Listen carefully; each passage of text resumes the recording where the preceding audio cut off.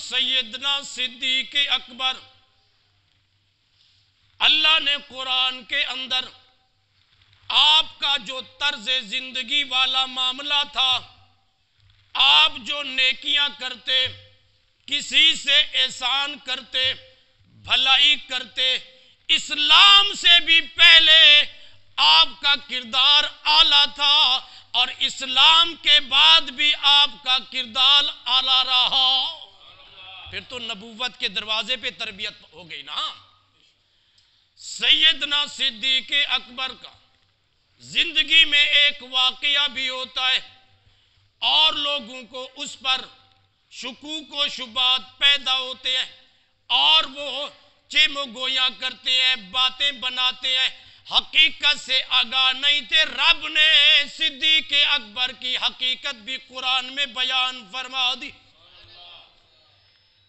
حضور نبی کریم پر ایمان لے آنے والا سیدنا بلال حبشی، کہو رضی اللہ تعالی عنہ، کہو نا رضی اللہ تعالی عنہ۔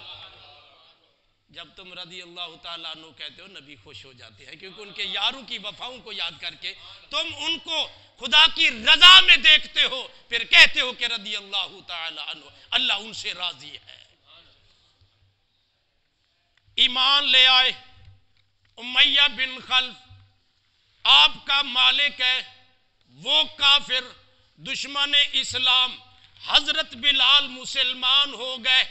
کہنے لگا بلال اسلام چھوڑ دے ورنہ میں تمہیں سخت سے سخت تکلیفیں دوں گا، ایذا رسانی کروں گا۔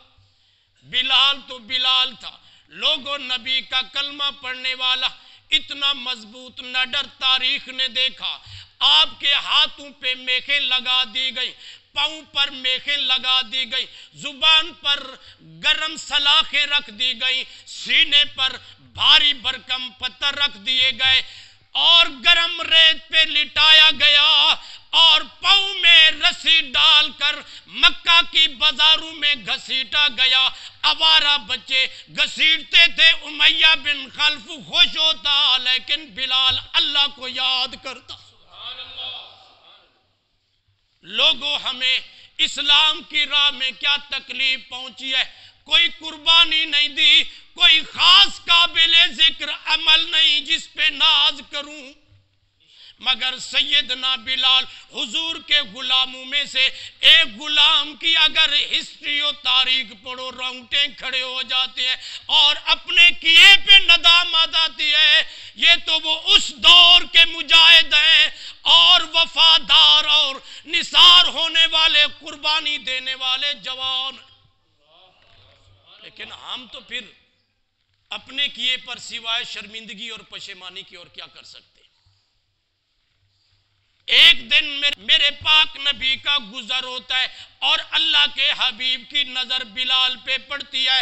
امیہ بن خلف تکلیف دے رہا ہے اور سیدنا بلال کی زبان سے اللہ اللہ کی آواز ہے، احد احد لگا رہا ہے۔ کیا مطلب؟ کہتے ہیں اللہ تو ایک ہے، تو وحد لا شریک، تیرا کوئی شریک نہیں ہے، اپنی ذات و صفات میں تو یکتا تنہا ہے، تو ایک ہے، تو وحدہ لا شریک ہے، تیری وحدانیت کے اعلان۔ میرے آقا نے ان کا جذبہ دیکھا، ایمان دیکھا، توحید دیکھی، ایمان کی پختگی دیکھی۔ سرکار قریب ہوئے، فرمایا بلال جس کو تو پکار رہا ہے نا، جس کے نام پر تو تکلیفیں برداشت کر رہا ہے، وہ تیری اس تکلیف کو دور فرمائے گا۔ اللہ کے پاک پیغمبر مسجد نبوی میں تشریف فرمائے، صحابہ کرام کا مجمع ہے۔ سرکار نے فرمایا صدیق، بلال کے ساتھ امیہ ظلم کر رہا ہے۔ سیدنا صدیق اکبر بڑے رازدار تھے اور میرے آقا کے بڑے قریب تھے، مزاج شناس بھی تھے۔ حضور کے جملے کو سنا سمجھ گئے میرے آقا کی کیا خواہش ہے۔ اٹھے، آدھا کلو سونا لے کر امیہ بن خلف کے پاس پہنچے اور فرمایا امیہ اگر تو بلال کو بیچنا چاہے تو صدیق خریدار ہے. اس نے بڑی سے بڑی منہ مانگی رقم لی اور سیدنا بلال کو حضرت صدیق اکبر کے سپرد کیا. آپ نے اسے آزاد فرمایا. سرکار دو عالم صلی اللہ تعالی علیہ وسلم کی دربار میں سیدنا صدیق اکبر بلال کو لے کر حاضر ہوتے ہیں. سرکار نے دیکھا، مسکرائے، عرض کی حضور بلال کو خرید کر کے آزاد کیا. فرمایا اس میں میرا حصہ بھی ہے. قربانی تم دو پھر رنگ حضور لگاتے ہیں. نبی کے نظروں میں جب مقبول ہو جائے گے نا پھر ان کی نظروں میں بھی مقبول ہو جاؤ گے. دربار رب العزت میں بھی عزت ملے گی. جو نبی کا نہیں ہے نا وہ خدا کا بھی نہیں ہے. جس کو نبی نے ٹھکرا دیا اس کو خدا نے بھی ٹھکرا دیا. لیکن حبشی بلال غلام ہے. اس کی حالت قابل رحم ہے اور قابل ترس ہے، قابل دید ہے.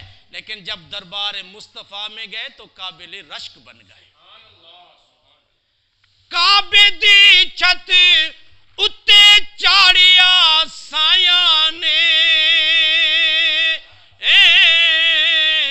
کعبے دی چھت اتے چاڑیا سایہ نے، وہ جھلیاں جدوں بلال نے مارا عشق دیا،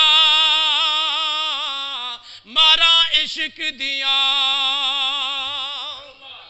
جو قربانی دیتے ہیں نا تو پھر وہ انعام بھی پاتے ہیں، وہ انعام بھی پاتے ہیں.